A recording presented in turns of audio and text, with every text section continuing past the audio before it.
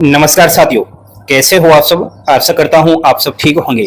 प्यारे साथियों, जीडीएस की भर्ती में अगर आपका सिलेक्शन हो जाता है तो आपको डॉक्यूमेंट वेरिफिकेशन के लिए जाना होता है। डॉक्यूमेंट वेरिफिकेशन में कुछ महत्वपूर्ण डॉक्यूमेंट्स की आवश्यकता होती है। जैसा कि आपने फर्स्ट डॉक्यूमेंट वेरिफिकेशन करवा लिया होगा, अगर आपका पहली मेरिट लिस्ट में नाम आ गया है तो सेकंड डॉक्यूमेंट वेरिफिकेशन के लिए भी आपके पास मैसेज आ गया होगा। नहीं आया है तो मुझे कमेंट बॉक्स में मैसेज छोड़िएगा। प्यारे साथियों, यहाँ पर जब आपका एक सेकंड डॉक्यूमेंट वेरिफिकेशन होता है तो सेकंड डॉक्यूमेंट वेरिफिकेशन के समय एक फॉर्म की आवश्यकता होती है। उस फॉर्म का नाम है, आपको मोबाइल की स्क्रीन पर दिखा रहा हूं, अटेस्टेशन फॉर्म। ये हमें फिल करना पड़ता है। आपको बता दूं कि ये फॉर्म टोटल 14 पेज का है, तो आपको 14 का 14 पेज ही इसमें फिल करना होता है। तो यहां पर आपको मैं स्टेप वाइज स्टेप बताऊंगा कि इस फॉर्म को कैसे भरना है। पहला आपका डाउट क्लियर हो गया होगा कि ये अटेस्टेशन फॉर्म जब आपका सेकंड डॉक्यूमेंट वेरिफिकेशन होता है उस समय आपसे भरवाया जाता है। दूसरा पॉइंट, ये अटेस्टेशन फॉर्म कहां मिलेगा, तो आपको ये हमारा जो टेलीग्राम चैनल है उस पर मिल जाएगा। वहां पर सर्च कर लेना आप, टेलीग्राम पर जो सर्च बार है यहाँ कॉर्नर पर अटेस्टेशन फॉर्म है तो ये निकल कर आ जाएगा। इसकी पीडीएफ आप मोबाइल में डाउनलोड कर लेना या कोई भी कंप्यूटर वाला इसको निकाल देगा। ये 14 पेज का है, ठीक है। आपको ध्यान रखना है कि 14 के 14 पेज ही कहीं ना कहीं आपको निकलवाना पड़ेगा और 14 का 14 पेज ही आपको भरना पड़ेगा। इसकी पूरा A to Z मैं बात कर रहा हूं कि कैसे फॉर्म फिल इसमें आपको करना पड़ेगा। नेक्स्ट दोस्तों, अगर अटेस्टेशन फॉर्म आप नहीं ले जाते हो तो जब आप डीबी करवाने जाओगे तो वहां भी ये आपको दे दिया जाता है, लेकिन किसी किसी डिवीजन में आपको खुद से ये मंगवाना पड़ता है, खुद से ये भरना पड़ता है। इसलिए साथियों, इस अटेस्टेशन फॉर्म में वो बातें हैं जो आपको आज तक पता नहीं है, क्योंकि बहुत बार बच्चे कहते रहते हैं कैरेक्टर सर्टिफिकेट कैसे बनवाए, उसका फॉर्म कहां से ले, पुलिस वेरिफिकेशन कहां से बनाए, आइडेंटिफाई सर्टिफिकेट कहां से ले। तो वो सारे फॉर्म इसी फॉर्म के अंदर आपको देखने को मिलेंगे। चलिए दोस्तों, स्टेप बाय स्टेप समझ लीजिए। सबसे पहले आपको फर्स्ट पेज दिखाई दे रहा है। फर्स्ट पेज के अंदर आपको new colour passport size photo यहां पर चिपका लेना है। इसकी साइज दे रखी है 5 सेमी टू जो है 7 सेमी तक अप्रोक्स होना चाहिए, ठीक है। आपका इसमें फोटो चिपका लेना। उसके बाद आपको यहाँ पर ये जो है गाइडलाइन दे रखी है, इसको आप पढ़ सकते हो। बाकी मैं बता रहा हूं, कोई दिक्कत वाली बात नहीं है। अब दोस्तों, यहाँ पर आपको 2 कॉलम दिखाई दे रहे हैं, यहाँ नाम है, यहाँ पर सरनाम। इसमें क्या करना है, जैसे कि मेरा नाम है अभिषेक, तो इसमें मैंने अभिषेक लिख दिया है। बाद में जो भी आपका कुमार लगाते हो तो कुमार लिख सकते हो। जो भी आप आपके नाम के बाद में जो भी लगाते हो वो आपको कैपिटल में यहाँ पर सरनेम में लिख देना है। नेक्स्ट, जब आप 2 नंबर फॉन्ट पर आओगे तो यहाँ पर प्रेजेंट एड्रेस के बारे में पूछ रहा है। आपका जो वर्तमान एड्रेस है, आप वर्तमान में कहां रह रहे हो, वो आपको यहाँ पर आपका विलेज, थाना जो भी लगता है, डिस्ट्रिक्ट, हाउस नंबर, आपकी गली, रोड वगैरह, टाउन वगैरह, वो आपको यहां पर लिख देना है, फुल एड्रेस। उसके बाद दोस्तों 3rd नंबर पर होम एड्रेस, जहां से आप बिलोंग करते हो, जहां के आपके डॉक्यूमेंट्स हैं, ठीक है, आप उसका एड्रेस यहां पर फिल करोगे, ठीक है। क्योंकि दोस्तों यहाँ पर कहीं कहीं अभ्यर्थियों का ऐसे होता है कि परमानेंट एड्रेस तो कहीं अलग होता है और होम एड्रेस अलग होता है, तो वो दोनों ही आपको डालना है। वर्तमान में आप कहाँ रह रहे हो और कहाँ के आप रहने वाले हो, वो दोनों ही एड्रेस आपको फिल करना होता है। और अगर आपका सेम एड्रेस है तो दोनों में आप सेम एड्रेस भर सकते हो, कोई दिक्कत वाली बात नहीं है। ध्यान रखें, आपको यहाँ पर जो भी आपका आधार कार्ड में एड्रेस दिया हुआ है वह भरना है, ठीक है। जैसे कि यहाँ पर आधार कार्ड का भर सकते हो, इधर आप प्रेजेंट में रह रहे हो वो भर सकते हो। नेक्स्ट दोस्तों, आपको जो ये कॉलम दिखाई दे रहा है तीसरे फॉन्ट का V नंबर, तो इसमें कुछ भी नहीं बनना है, इसको आपको खाली छोड़ देना है। ये पाकिस्तान वाला का है तो इसमें आपको कोई मत लिखना ही नहीं है कुछ भी, ठीक है। नेक्स्ट, आप नीचे आइएगा। पेज नंबर 2 के अंदर जब आओगे प्यारे साथियों आप, तो इसमें देख पाओगे, तो दोस्तों ये जो कॉलम आपको दिखाई दे रहा है 4 नंबर, इसको भी खाली छोड़ देना है। ये उनके लिए है जो पाकिस्तान के हैं और कहीं ना कहीं उनको 1-2 साल भारत में रहते हुए हो गया है, वही इनको इस जो है फॉर्म को, वही इस 4थे नंबर फॉन्ट को भरने वाले हैं। वरना आपको इसमें कोई भी छेड़खानी नहीं करनी है, खाली की खाली छोड़ना है। अब दोस्तों 5वें नंबर फॉन्ट पर जब आओगे, इसको सावधानी पूर्वक आपको फिल करना होगा। फर्स्ट नंबर पर फादर्स नेम, कैपिटल में आपके पिताजी का नाम लिख देना है। इसमें आपको बता दूं कि नेशनलिटी लिखनी है तो इसमें आप इंडियन कर सकते हो, इंडियन ही हो तो इंडियन ही लिखोगे। प्लेस ऑफ बर्थ, कहां आपके पिताजी रहते हैं वो सब आपको डालना है। यहाँ पर आपको ये खाली छोड़ देना है, ठीक है। उसके बाद प्रेजेंट आपका पिताजी का क्या एड्रेस है वो डाल देना है, और परमानेंट एड्रेस क्या है वो डाल देना है। अगर सेम है तो सेम ही आप डाल सकते हो। उसी प्रकार सेकंड नंबर पर आपकी माता का नाम इंडियन, प्लेस ऑफ बर्थ जो पिता का है वही माता का होगा, ठीक है। तो वो सब आपको डाल देना है, ये खाली छोड़ देना है। यहाँ पर प्रेजेंट एड्रेस और फिर यहाँ पर स्थायी एड्रेस आएगा। नेक्स्ट दोस्तों थर्ड नंबर पर वाइफ हस्बैंड, अगर आप महिला हो आपका पति है तो पति की डिटेल्स यहाँ पर फिल करनी है। आप अगर पुरुष हो तो महिला की डिटेल्स आपको फिल करनी है। अभी शादी नहीं हुई है तो नौकरी लग जाओ तब आपकी शादी होगी, क्योंकि बिना नौकरी लगे आजकल कोई लड़की नहीं देने वाला आपको। नेक्स्ट नंबर यहाँ पर फोर्थ नंबर जो कॉलम है इसमें प्यारे साथियों आपका भाई अगर है तो उसका आपको डालना पड़ेगा यहाँ पर सब कुछ, भाई का नाम, नेशनलिटी वगैरह, एड्रेस वगैरह वो सब। सिस्टर्स है तो 5 नंबर कॉलम पर आपकी सिस्टर्स का यहाँ पर डिटेल्स फिल करनी होगी। नेक्स्ट नंबर दोस्तों थर्ड नंबर यहाँ पर ये पेज आ चुका है। इसमें ये एक कॉलम जो दिखाई दे रहा है ये दोस्तों उनके लिए है फॉरेन कंट्री में अगर आपने पढ़ाई की है, यानी कि विदेश में रहकर कहीं ना कहीं आपने 10th क्लास पास आउट की है, कोई भी पढ़ाई की है तो वो फॉरेन कंट्री का आपको फिल्स करना पड़ेगा यहाँ पर, ठीक है। तो इसमें आपको खाली छोड़ देना है। बहुत कम ऐसे बच्चे होंगे शायद ही जो जीडीएस का फॉर्म अप्लाई किया है वो विदेश में पढ़े होंगे, ठीक है। इससे हमें कोई मतलब नहीं है, इसको आपको खाली छोड़ देना है। छठवें नंबर का जो कॉलम है इसमें आपकी नेशनलिटी इंडियन आपको करना है। डेट ऑफ बर्थ आपको लिखनी है 7वें नंबर फॉन्ट के ए पर। उसके बाद आपकी प्रेजेंट आयु क्या है, 21 वर्ष है तो 21, 22 है तो 22, जो भी आपकी प्रेजेंट एज है वो है आपको लिखनी है। एज ऑफ मैट्रिकुलेशन यानी कि हाई स्कूल के समय आपकी एज क्या थी, जब आपने हाई स्कूल पास किया उस समय आपकी एज क्या थी वो आपको मार्कशीट में देख लेना है, वो लिख देना है। 8वें नंबर का फर्स्ट कॉलम में place of birth district and state in which आपको दोस्तों आपका एड्रेस लिख देना है, जो भी आपका आधार कार्ड में एड्रेस है वो सब आपको। वी नंबर फॉन्ट में डिस्ट्रिक्ट एंड स्टेट आपका जो भी डिस्ट्रिक्ट है और जो भी आपका राज्य है वह आपको डाल देना है। नेक्स्ट सी नंबर पर district and state V to which you father organise belong, आपके फादर का जो एड्रेस है वो आपको डाल देना है। यूवर रीजनल यानी कि आप हिंदू हो तो हिंदू आपका धर्म आपको यहाँ पर फिल करना होगा। Are you member of he SC/ST, answer SC/ST के हो तो यस कर देना, नहीं हो तो नो कर देना, वी नंबर 9 फॉन्ट का। नेक्स्ट दोस्तों जब आप इस पेज के अंदर आओगे इसको आपको सावधानी पूर्वक बनना है। इसमें क्या है 10 नंबर कॉलम में कि अगर आप 15 वर्ष की उम्र पार कर चुके हो तो 15 वर्ष के बाद आपने कौन कौन सी पढ़ाई की है। मेरा मतलब यह है कि आपने 10वीं तो की ही होगी, तो आपने 10वीं कौन से स्कूल से की है उसका नाम, 10th क्लास कौन सी साल में आपने प्रवेश किया, कौन सी साल में आपने पास किया, और आपको यहाँ पर 10th लिख देना है। 10th के बाद अगर आपने 12th पास किया है तो उसको आपको सेकंड नंबर पर 12th डाल देना है। 12th आपने कब छोड़ा, कब प्रवेश किया और 12th किस स्कूल से पास किया वो है। अगर प्यारे साथियों आपने कोई ग्रेजुएशन डिग्री वगैरह ले रखी है तो यहाँ पर आप ग्रेजुएशन डाल सकते हो, कब आपने ग्रेजुएशन पास किया, कब उसमें प्रवेश किया था, और आपको ग्रेजुएशन यानी कि कॉलेज का नाम भी फिल करना होगा। तो आपको जो भी उच्च क्वालिफिकेशन है प्यारे साथियों इसको छोड़ना नहीं है। अगर आपने कोई भी उच्च क्वालिफिकेशन, कोई भी डिग्री, डिप्लोमा ले रखा है इसको जरूर ही भरना है, ठीक है। 10th तो आपकी यही हो जाती है। 10th के बाद 3-4 कॉलम और है, इनको भी फिल करना होगा। अगर आपने 10th के बाद कोई और पढ़ाई की है तो जरूर भरना इसको, ठीक है। नेक्स्ट दोस्तों जब आप नीचे आओगे तो 11वें नंबर का कॉलम वी, इसको थोड़ा ध्यान से देखिए। इसमें दे रखा है कि पहले से अगर आप एम्प्लॉय रह चुके हो, गवर्नमेंट से कोई जॉब आपने किया है, चाहे वो सेंट्रल लेवल हो चाहे स्टेट लेवल, तो उसको आपको उसका डिटेल्स फिल करना होगा। आपने कब उसमें गवर्नमेंट जो जॉब की, कब आपको कब छोड़ा उसको, ठीक है, वो आपको डालना पड़ेगा।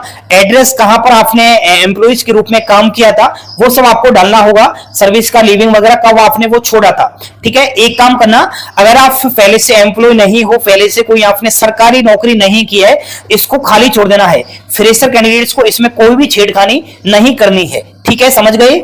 नेक्स्ट दोस्तों जब आप नीचे आओगे तो ये 12वां नंबर जो कॉलम है इसको भी थोड़ा ध्यान से सुन लीजिए। इसमें क्या है, आपको ज्यादा कुछ दिमाग लगाना की आवश्यकता है नहीं। इसमें यही है कि आप गलत हो, फ्रॉड हो, आप पर कोई केस वेस, कोर्ट केस चल रहा है तो उस स्थिति में आपको यस वगैरह करना है। वरना मेरे ख्याल से तो सभी बच्चे ध्यान दीजिए, आपको अगर जीडीएस की नौकरी चाहिए तो इस कॉलम में नो ही करना होगा।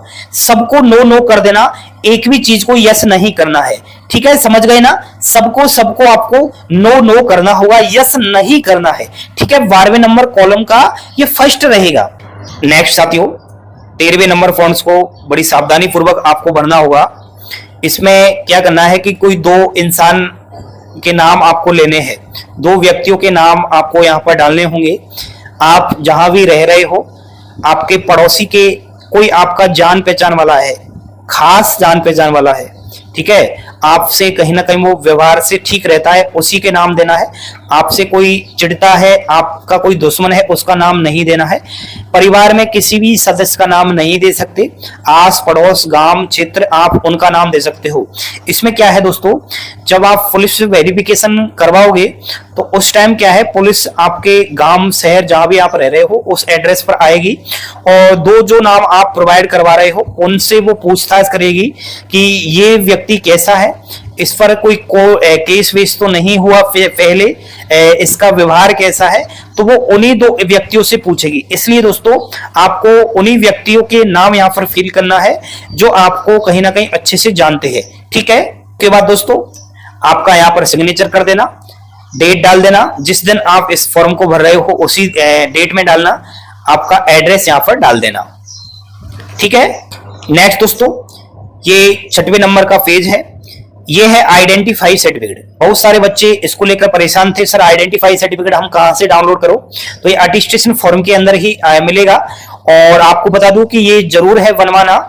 ये 8 व्यक्तियों के यहाँ पर दे रखा है कि आपको कोई भी गजेटेड ऑफिसर हुआ, सेंट्रल गवर्नमेंट्स का हो चाहे स्टेट गवर्नमेंट्स का, उससे बनवा सकते हो।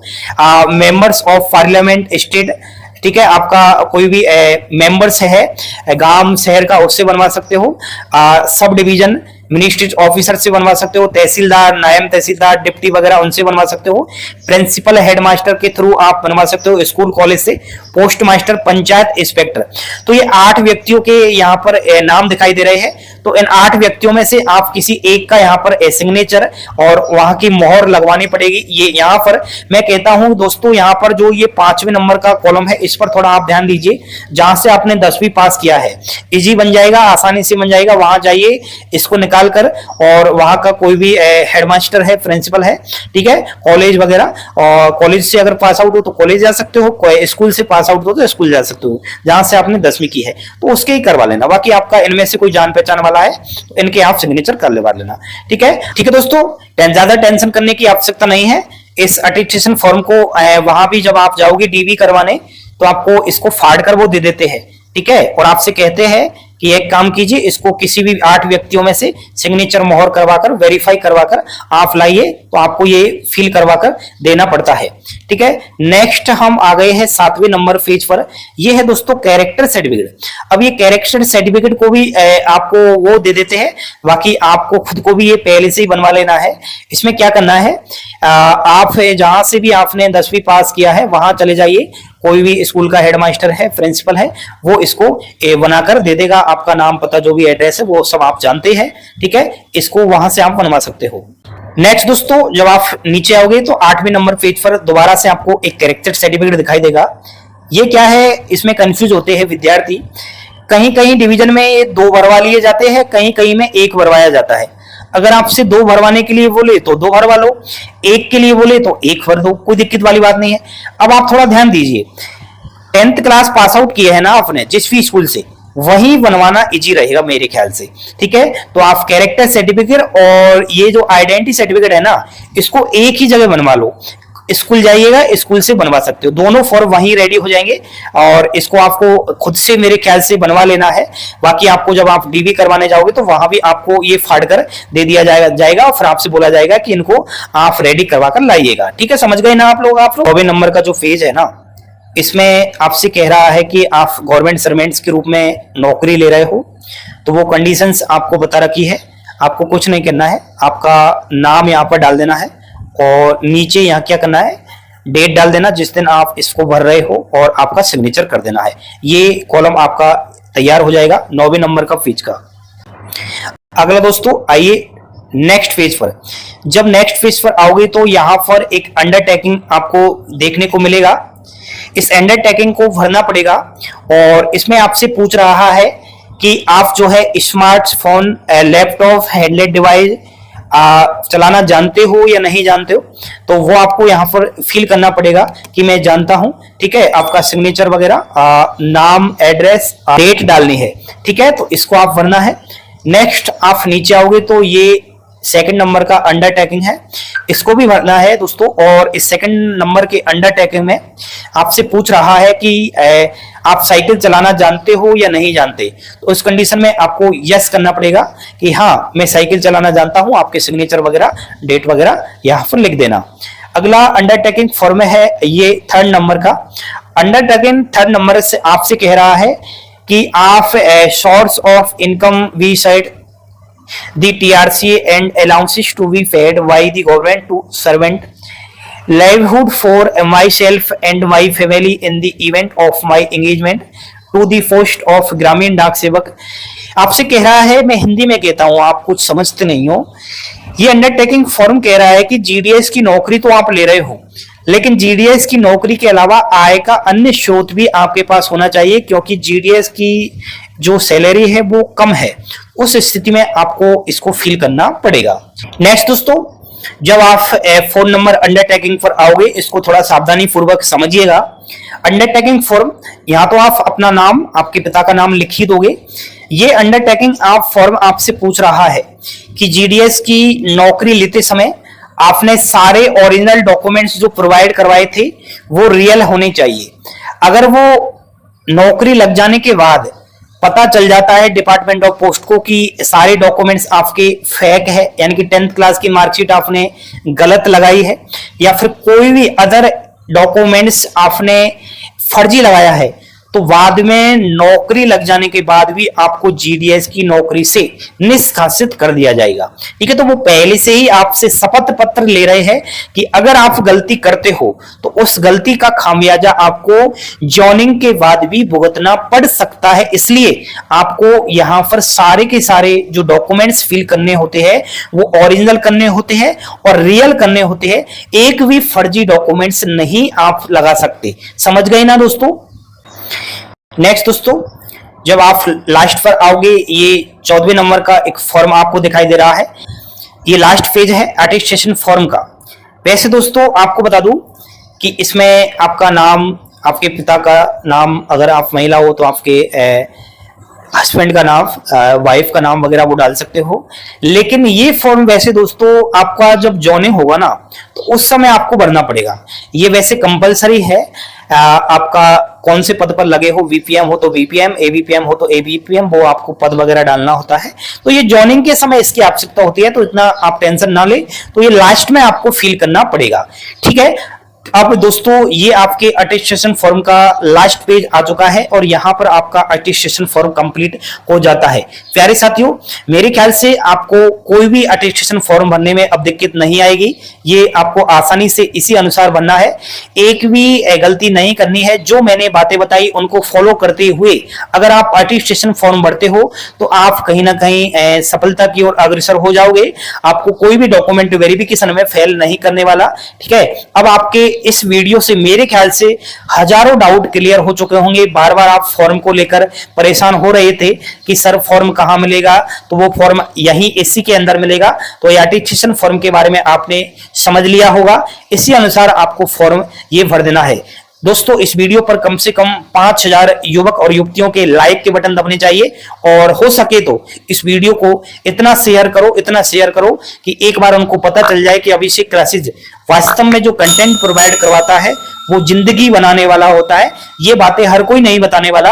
अगर कोई भी अटेस्टेशन फॉर्म के बारे में जानकारी दे भी देता है तो मैं समझता हूं सब तो नहीं हो सकते, लेकिन ज्यादातर इसको अच्छी तरीके से नहीं फिल कर पाएंगे।